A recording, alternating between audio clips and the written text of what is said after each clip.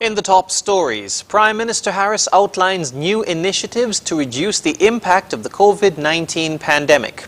Haiti police say 2 arrested for president's killing, and rescue turns to recovery in Florida condo collapse. Hello and welcome to the ZIZ Midday Newscast. Today's Thursday, the 8th of July, 2021. I'm Jason Davis. Nationally, Prime Minister Dr. The Honorable Timothy Harris has outlined several initiatives aimed at assisting persons and stimulating the economy as the nation responds to the impact of the COVID-19 pandemic.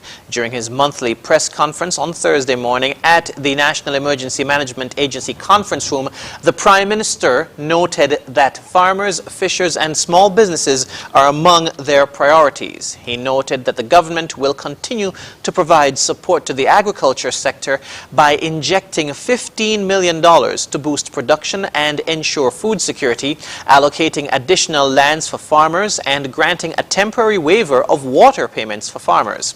The government will also allocate $3 million for the continuation of the Fresh Start program by Development Bank, which provides loans for small and medium-sized businesses. The government will also provide assistance to cover customs duties on the importation of vehicles and commercial goods. Cabinet approved extending the previous assistance given to farmers, fishers and small businesses until the end of the year. New initiatives will be put in place to help the less fortunate to better cope with the financial hardship caused by COVID-19. These include launching an income support program totaling $15 million to alleviate hardships on persons who have been unemployed since March and who are registered with the Social Security Board. However, persons who received $15,000 or more in severance payment after March would not be eligible. And persons receiving assistance under the Poverty Alleviation Program would only be entitled to receive an additional $500 under the Income Support Program. The Prime Minister said persons who already received a government stipend of $1,000 would not enjoy a further benefit of $1,000. The government will also waive commercial rent for 6 months, July to December 2021, for small businesses which lease space from the government through the Ministry of Tourism and Transport. Also, the VAT rate on commercial rent for small businesses will be cut from 10 to 5% for 3 months. That's up to September 2021 for small businesses with 25 or fewer employees. There was also some good news for bus drivers, as the Prime Minister said the government will reinstate the annual import exemption for 16 tires, 4 pairs of brake pads and 3 pairs of brake shoes for H passenger buses, and provide fuel subsidy of $400 per month to passenger bus operators for 3 months. The government will also waive stall fees for vendors using the public market until December 31. Other initiatives announced include reducing travel tax for the next 6 months, increasing support to battered women through the Ministry of Social Development, and assistance for households with differently abled children with a stipend to help them over the next 6 months. The Prime Minister also noted that SCELEC has agreed to provide a deferral on residential electricity bills for the next 6 months. The Prime Minister concluded the list of initiatives by noting that he has made a request to the ECCB for consideration of further extension of the suspension of mortgage payments to commercial banks. In other news, close to 4,000 persons in St. Kitts have benefited from the Ministry of Social Development's CARE Package initiative since it was introduced in late May. That's according to Permanent Secretary Janelle Lewis-Tafari, who gave a breakdown of the numbers at the NEOC COVID-19 briefing on Wednesday. Since we commenced operations on 28 May, 3,814 persons have benefited from the food hampers and hot meals. 346 households were in quarantine, and several of these households received packages on more than one occasion due to the length of time of their quarantine period. She said the additional 890 households receiving assistance qualified as a result of individuals that suffered a loss of income or reduced income due to the COVID-19 pandemic or the lockdown period. Mrs. Lewis Tafari stated that deliveries will continue on Thursday and Friday, which are days of limited operation in St. Kitts and Nevis. As such, persons who are not in quarantine or isolation are allowed to leave their homes to conduct essential business after the past few days of full lockdown. She appealed to persons who have yet to receive a food hamper to make every effort to remain accessible. I must point out that non-responses of persons who have applied has been one of our challenges. So I'm asking persons who have applied and have not received your food hamper as yet, if you must leave your home tomorrow and Friday, please keep your phones close at hand, as our drivers will be calling you for directions to your home. Permanent Secretary in the Ministry of Social Development, Janelle Lewis Tafari. The St. Kitts and Nevis Football Association, since the start of this season, has been providing support to its member clubs in responding to player injuries during matches by providing a certified physio at the games. SKNFA media consultant Andre Huey has more in this report. Fitness and sports medicine is very important for athletes and teams involved. That is why the St. Kitts and Nevis Football Association, the SKNFA, has implemented a program where clubs participating in major football competitions locally are given the opportunity to have a trained physiotherapist to tend to their players who may receive an injury during games. Janae Gishard-Pine, injury specialist with the SKNFA, explained the essence of this program. So we started this initiative to support players in having a longer career and support teams in making the right decision whether to continue with playing a player or the right recommendations for helping them to recover. I think it's been a really good incentive. As I said, it helps with players' longevity. So we go on, we assess the damage, we decide whether a player can continue or not, and we have them come off, treat, or return them to play. In the past, I think it may have been difficult for people to know whether a player can continue or not. And for players who always want to play, sometimes it's not the best thing for them to continue on an injury. So now that they have that cushion, us to help them to know whether it's safe for them to play or not. Ms. Gishard-Pine explains that some of the most common injuries that players suffer during matches are non-contact injuries, which she said can be avoided through nutrition and proper hydration. Those are injuries like muscle strains or rolled ankles, like a twisted ankle. Of course, you have your contact injuries as well, so like your fractures, your concussion, your torn ligaments. But those aren't the most common. Yes, they're more severe, but they're not the most common. The common injuries are the non-contact injuries, which can be avoided. This can be avoided with things like nutrition, proper hydration, landing mechanics, and proprioceptive. So that's being able to balance. If you jump up for a header or something and come down on one foot, being able to compensate and make sure that your ankle doesn't roll from those things. So it's mainly training habits that can help to improve the common injuries that are experienced in the leagues. Meanwhile, the SKNFA injury specialist explains the significance of the program and how she believes that this can help improve the performance of players on the pitch. There are a variety of fitness modalities and reasons why people are struggling to get fit. There are a lot of aspects of fitness to consider, but what I'd like to say is that where people fail or where teams fail is when they fail to consider all the aspects required for the sport. So you need to look at your speed, your agility, your strength, your muscular endurance, your cardiovascular endurance. You have to really take a whole rounded approach to facilitate reducing injury. Early this year, the SKNFA conducted its annual fitness and medical course ahead of the start of the 2021 football season. The course is offered free of cost to all physiotherapists, trainers, and team medical personnel working in the SKNFA leagues. It is designed to help the participants from the SKNFA member clubs learn how to diagnose and manage common football-related injuries and illnesses. We now move to news on the regional scene. Authorities in Haiti say they have arrested 2 people in connection with the assassination of President Jovenel Moïse. 4 other suspects were killed in a gunfight with security forces. Moïse was killed at his home early on Wednesday. His wife was injured and has been taken to the U.S. for treatment. Al Jazeera's Rodlin Jordan reports. The family of Haitian President Jovenel Moïse will not be able to hold an open casket funeral. Assassins shot him several times in the head in front of his wife and daughter early on Wednesday. Later that night, police arrested these 2 men in the Pétionville neighborhood of Port-au-Prince. They killed 4 other suspects. 3 officers were briefly held hostage during the raid. Moïse's killing upset local residents. Imagine we live in this area close to the president. Even when we have problems with the president, we can't imagine they will kill him like this. I heard something go boom, like an earthquake. I thought something under the soil had been turning. The interim prime minister urged Haitians to remain calm. I have already spoken about the state of the siege declared. The president's body has already been transported into the morgue in the capital. The first lady is out of danger and is being treated in Florida. As per the latest information, her state is stable.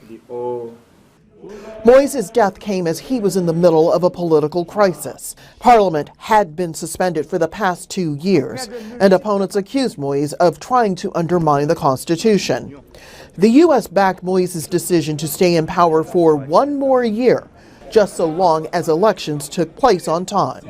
We need a lot more information, but it's very worrisome about the state.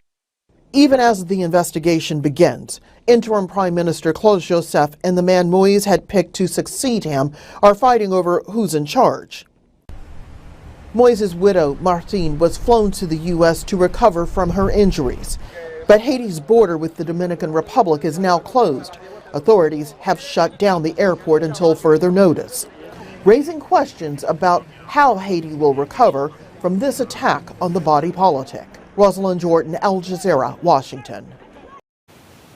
In Guyana, the Ministry of Education is making it clear that any COVID-positive student who is medically cleared and chooses to write their examinations will be facilitated. This clarification comes on the heel of accusations that CSEC students who tested positive for COVID-19 were administered the exam in the same space with uninfected candidates and staff. More from Amal Griffith of HGP Nightly News.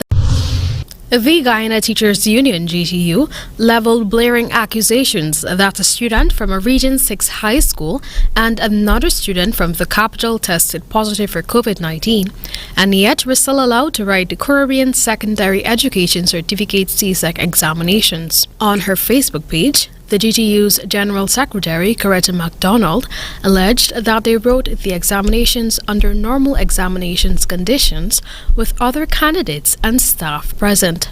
Refuting those claims, the Ministry of Education dubbed the post as, I quote, reckless and potentially dangerous, end of quote. However, according to the Ministry of Education, students who are medically clear to write their examinations and choose to do so will be facilitated. The ministry maintained that those students will be placed in separate rooms. I quote, in this particular case, in an entirely separate teaching block and being invigilated by trained medical personnel wearing the appropriate personal protective equipment, PPE, end of quote, the ministry noted in a press release. According to the Education Ministry, the situation with students being COVID positive at the time of the examination was always considered a real possibility, and as such, all the necessary preparations were thought of and put in place. This was done to ensure that no child was disadvantaged, the ministry said. The ministry reminded the union of their collective duty to act in the best interest of all the learning populace. While there are no protocols in place specifically for schools, the COVID-19 guidelines stipulates that if someone tests positive in the workforce, they are required to self-isolate for at least 10 days. At the moment, thousands of students are currently writing the Caribbean Secondary Education Certificate (CSEC) and the Caribbean Advanced Proficiency Examinations (CAPE), which started on Monday, June 28 and will run until July 31. Results will be released between the last week of September and the first week of October 2021. Amal Griffith for the HGP Nightly News. Internationally, South Florida officials called off the search for survivors of a condominium tower collapse, saying there was no longer any hope of pulling someone alive from the ruins of the building. More in this Reuters report. A moment of silence in Surfside, Florida on Wednesday as officials called off the search for survivors after a building collapsed there 2 weeks ago. They say there's no longer any hope of pulling someone alive from the ruins. Miami-Dade County Mayor Danielle Levine Cava said operations will turn to recovery as of Thursday. It is with deep, profound sadness that this afternoon I'm able to share that we made the extremely difficult decision to transition from Operation Search and Rescue to recovery. At this point, we have truly exhausted every option available to us in the search and rescue mission. No one had been found alive since the first few hours after part of the 12-story Champlain Tower South condo caved in, while no signs of life had been detected by equipment or trained dogs since then. Round-the-clock crews have since extracted the remains of 54 people from the rubble. However, 86 people are still missing, of those believed to have been inside the condo when it fell.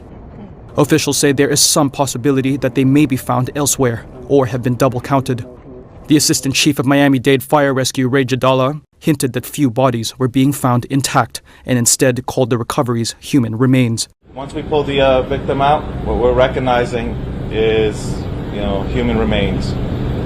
Typically an individual has a specific amount of time in regards to lack of food, water, and air. This collapse just doesn't provide any of that sort, based on everything that's been given to us, that there are no live victims. So what we've done now is transfer to a search and recovery. And the search and recovery is now shifted to finding every victim in that pile. Investigators have still not determined what caused the building to fall apart without warning, though an engineering report from 2018 warned of structural deficiencies in the tower. Former U.S. President Donald Trump on Wednesday filed lawsuits against Twitter, Facebook, and Alphabet Google, as well as their chief executives, alleging they unlawfully silenced conservative viewpoints. Here's more. I'm filing as the lead class representative a major class action lawsuit against the big tech giants. Former U.S. President Donald Trump filed lawsuits against Twitter, Facebook, and Google on Wednesday, as well as their chief executives. 3 real nice guys. Alleging they violated his right to free speech when they kicked him off their platforms following his supporters' deadly assault on the U.S. Capitol on January 6th. But the likelihood of Trump winning the lawsuits is slim to none, says Reuters legal correspondent Jan Wolf. The First Amendment is about the ability of government to censor. He's arguing that these private companies have so much power and have so much power given to them by Congress that they're essentially state actors, that they're essentially government entities and should be held to the same standard. These technology platforms may have had pressure put on them by Democrats in Congress to remove Trump. That doesn't make these platforms a branch of the U.S. government, as Trump claims. This court claim is really a non-starter. Trump also is asking judges who will hear these cases to invalidate a law known as Section 230. It has withstood a lot of legal challenges in a lot of different contexts. So precedent is not on Trump's side here at all. What it comes down to is these are private companies, and so they have their own free speech rights. And if they want to suppress speech that they think is harmful or hateful, they have that right. They are not the government. It's a borderline frivolous argument. Andrew Schwartzman, a senior counselor at the Benton Institute for Broadband and Society, told Reuters the lawsuits were, quote, preposterous, adding, quote, far from being in the pocket of the government, the Justice Department and the FTC are suing Facebook and Google. The difference is that those cases might have merit.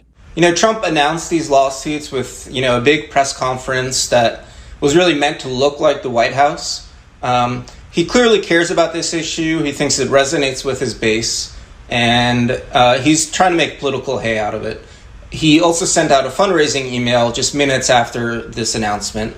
So, he thinks that, this is a way to stay relevant, to fundraise, and to motivate his base for the midterms or, potential run in 2024. It's completely un-American. And now for the weather. Current conditions are cloudy with scattered showers and slight dust haze. Winds are a moderate breeze of 14 miles per hour from the east-northeast. The temperature is 31 degrees Celsius or 87 degrees Fahrenheit. Seas are moderate with waves of 4 to 7 feet, and a small craft advisory remains in effect, particularly for the eastern side of the islands. The weather forecast for St. Kitts and Nevis says today and tonight will be partly cloudy and hazy with a 40% or moderate chance of showers. Sunset today will be at 6:49 p.m., sunrise tomorrow at 5:43 a.m. And that brings us to the end of the ZIZ Midday Newscast. Join us this evening for these stories and more in detail.